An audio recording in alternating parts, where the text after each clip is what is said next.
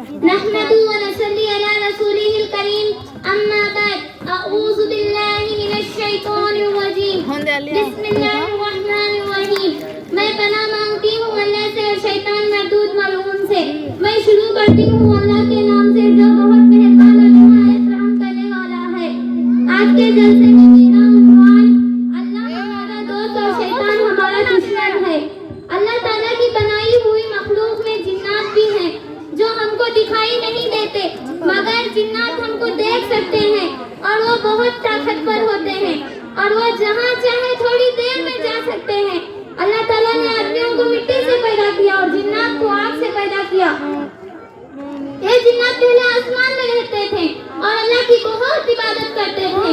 جنات میں سب سے بڑا جنات شیطان ہے اور اس کا نام ابلیس ہے. جب اللہ نے حضرت آدم علیہ السلام یعنی انسانوں کے سب سے بڑے باپ کو بنایا اور کہا اے فرشتوں اور ابلیس آدم علیہ السلام کو سجدہ کرو. سب فرشتوں نے آدم علیہ السلام کو سجدہ کیا اور اللہ کا حکم مانا، لیکن شیطان آدم علیہ السلام کو سجدہ نہیں کیا اور اللہ کا حکم نہیں مانا. تو اللہ نے فرمایا جب میں نے تجھے حکم دیا کہ آدم علیہ السلام کو سجدہ کرو تو کس وجہ سے تو نے آدم علیہ السلام کو سجدہ نہیں کیا؟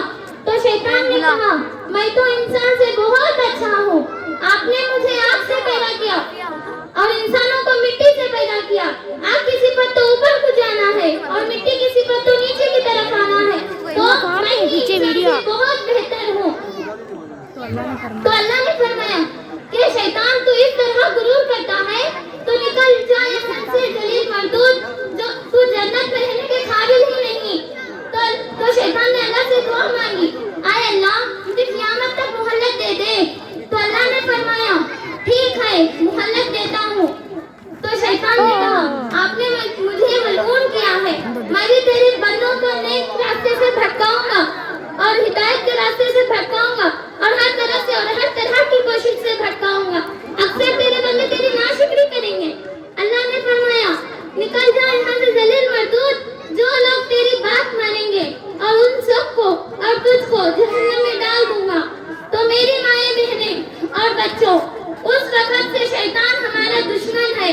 شیطان چاہتا ہے کہ ہم اللہ کی عبادت نہ کریں، دین میں رہ کر نیک کام نہ کریں، کمزوروں کو ستائیں، ماں باپ کا کہنا نہ مانیں، کسی کی مدد نہ کریں.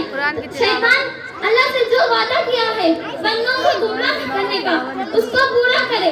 اگر ہم اللہ کے بندے اللہ کی بات کو چھوڑ کر اس ذلیل مردود شیطان کی بات کو مانیں گے تو اللہ ہم سب کو اور اس ذلیل مردود شیطان کو جہنم میں ڈال دے گا.